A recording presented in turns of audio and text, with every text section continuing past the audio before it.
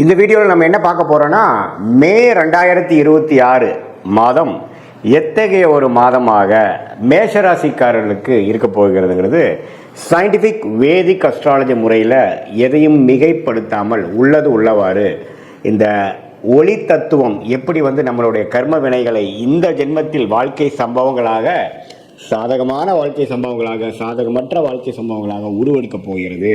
அதுக்கு கிரகத்தின் சஞ்சாரங்களும் பெயர்ச்சியும் எப்படி ஒரு தாக்கத்தை மேஷராசிக்காரர்களுக்கு மே மாதம் 2026 அந்த 31 நாட்கள் எப்படி இருக்க போகுதுங்கிறது நாம் துல்லியமாக சயின்டிஃபிக் வேதிக் அஸ்ட்ராலஜி முறையில் பார்க்க போகிறோம் இந்த வீடியோவில்.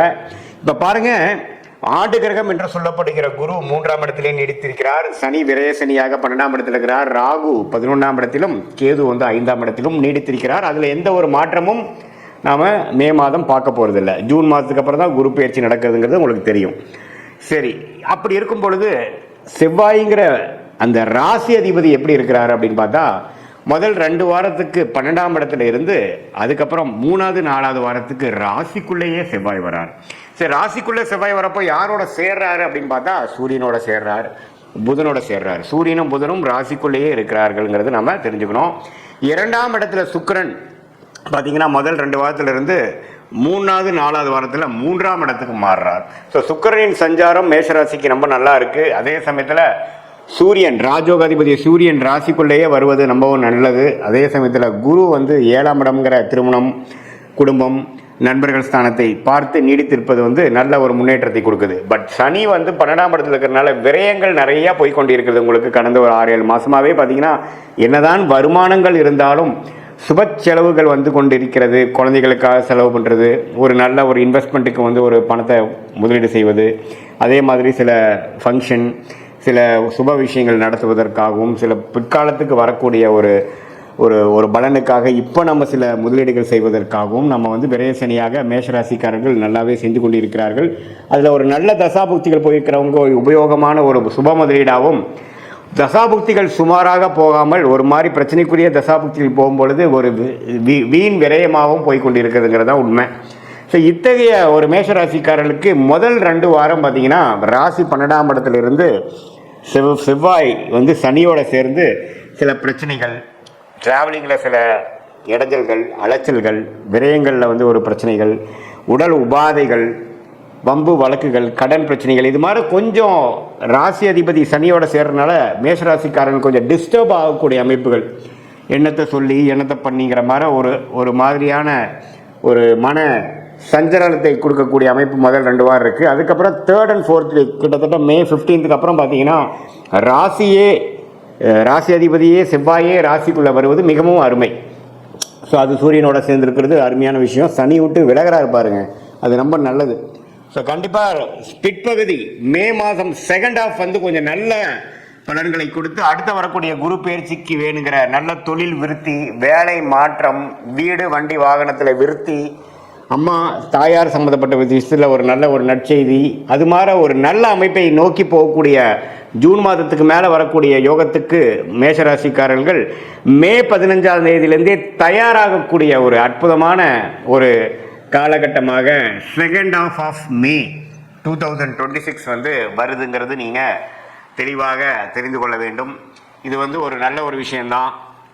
எந்த விதத்துலையும் பார்த்தீங்கன்னா நம்ம ஒரு ஒரு பாதிப்பு இல்லாமல், பண வரவு பிரச்சனை இல்லாமல் வரும். ஏன்னா சுக்கிரனே ரிஷபத்திலிருந்து 15ஆம் தேதிக்கு அப்புறம் மிதுனத்துக்கு போகுது. எல்லாமே கொஞ்சம் நல்ல விஷயங்கள், பெண்கள் விஷயங்கள், சுப செலவுகள், ஆடம்பர விஷயங்கள், அது மாதிரி விஷயங்கள்லாம் நல்லா செலவாகும். அதே சமயத்தில் குடும்பத்தில் கொஞ்சம் நல்ல ஒரு இதுவரை அப்படி இப்படி கொஞ்சம் சங்கடங்களும் மன கருத்து வேறுபாடுகளும் இருந்ததெல்லாம் கொஞ்சம் நீங்கி கொஞ்சம் பேச்சப் ஆகக்கூடிய அமைப்புகள்லாம் கண்டிப்பாக உண்டு. சில பேர்த்துக்கெல்லாம் திருமண விஷயங்கள், மேஷராசிக்காரர்களுக்கு திருமணம் நடக்கக்கூடிய அமைப்புகள், கை கூடக்கூடிய அமைப்புகள் ரொம்ப நாளாக பார்த்துட்டு இருந்து இப்போ அமைஞ்சிருச்சுங்கிற மாதிரி விஷயங்கள்லாம் அடுத்தடுத்து வரக்கூடிய அமைப்புக்கு வேணுங்கிற ஃபவுண்டேஷனான அமைப்புகளை கொடுக்கக்கூடிய ஒரு அருமையான தருணமாக மேஷராசிக்காரர்களுக்கு ஆண்டு கிரகத்தை எடுத்து பார்க்கும் பொழுது ராசி அதிபதி சூரியன், புதன், அதுக்கப்புறம் வரக்கூடிய சுக்கிரன், இதெல்லாம் வைத்து பார்க்கும் பொழுது ஓரளவுக்கு அடுத்த வரக்கூடிய குரு பயிற்சிக்கு தயாராகக்கூடிய அந்த பலன்களை பெறக்கூடிய அமைப்புக்கு வேணுங்கிற வாழ்க்கை சம்பவங்கள் ஒரு ஃபவுண்டேஷனாக அடிப்படையாக அமைத்துக் கொடுக்கக்கூடிய ஒரு அற்புதமான மாதமாக, குறிப்பாக சொல்லணும்னா செகண்ட் ஹாஃப் ஆஃப் மே மாதம் வருதுங்கிறது நாம தெரிஞ்சுக்கணும்.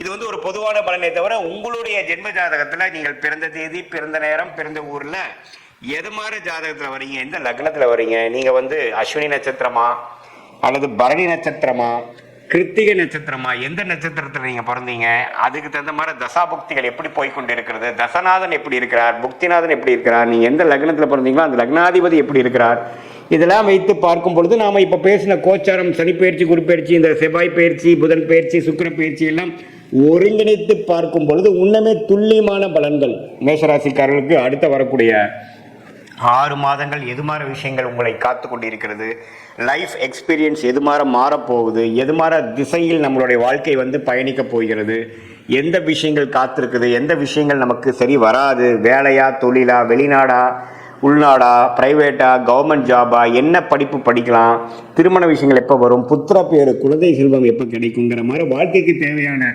எல்லா இம்பார்ட்டண்டான முக்கியமான விஷயங்களும் நம்மளுடைய இந்திய வேத ஜோதிடத்தில் அடிப்படையான அறிவியல் சார்ந்த சாஸ்திரமான சயின்டிபிக் வேதிக் அஸ்ட்ராலஜி முறையில் எதையும் மிகைப்படுத்தாமல், மூட நம்பிக்கையில் போகாமல், பரிகாரங்கள் அது மாதிரி விஷயங்கள்லாம் பேசாமல் உள்ளது உள்ளவாறு நம்மளுடைய அடுத்த வரக்கூடிய ஷார்ட் டேர்ம் எப்படி இருக்கு, அடுத்த வரக்கூடிய லாங் டேர்ம் எப்படி இருக்கு, எது மாதிரி முடிவுகளை எடுக்கலாம், இருக்கக்கூடிய சாய்ஸ், லைஃப் சாய்ஸ்ல எந்த சாய்ஸ் நம்ம எடுக்கிறது நம்மளுடைய கர்மாக்கு அலைன் பண்ணிக்கக்கூடிய முடிவாக இருக்கும். எந்த மாதிரி விஷயங்கள்ல போனோம்னா நம்ம எதிர்நீச்சல் போட வேண்டியது இருக்கும், எது மாதிரி லைன்ல போனோம்னா நம்ம ஈஸியா நம்மளுடைய கோலை அச்சீவ் பண்ணி நம்ம என்ன மாதிரி விஷயத்தை நம்ம நோக்கி நம்ம போறோமோ அது ஈஸியா கிடைக்கிறதுக்கு என்ன கர்மா நம்மளை காத்து கொண்டு இருக்கிறது, நம்மளுடைய பிராப்தங்கள் என்ன, நம்மளுடைய தோஷம் என்ன, நம்ம வாங்கி வந்த வரன் என்ன, எந்த கிரகம் நமக்கு அதிகமான நன்மையை கொடுக்கக்கூடிய கிரகமாக நம்மளுடைய ஜாதகத்தில் இருக்குது, அந்த கிரகத்தின் சார்ந்த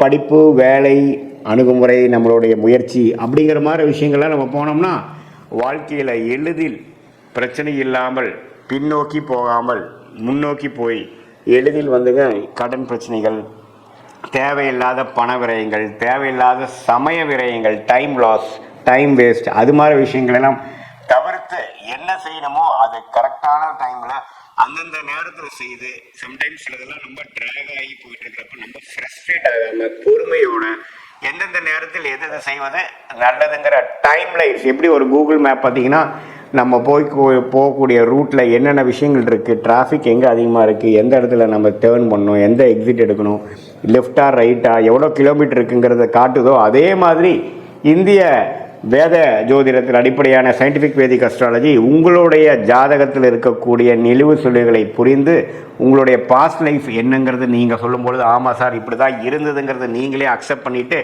அடுத்த வரக்கூடிய ப்ரெசென்ட் எப்படி இருக்க போகுது, அடுத்த வரக்கூடிய ஃபியூச்சர் எப்படி இருக்க போகுது, இப்போ இமீடியட் ப்ரெசென்ட், இமீடியட் ஃபியூச்சர் எப்படி இருக்க போகுதுங்கிறதுலாம் நம்ம தீர ஆலோசனை பண்ணி அதுக்கு தகுந்த முடிவுகளை எடுத்து நீங்கள் வாழ்க்கையில் முயற்சி செய்தால் எளிதில் வெற்றி பெற முடியும் என்று சொல்ல விரும்புகிறேன். மீண்டும் மற்றொரு காணொலியில் சந்திப்போம். நன்றி, வணக்கம்.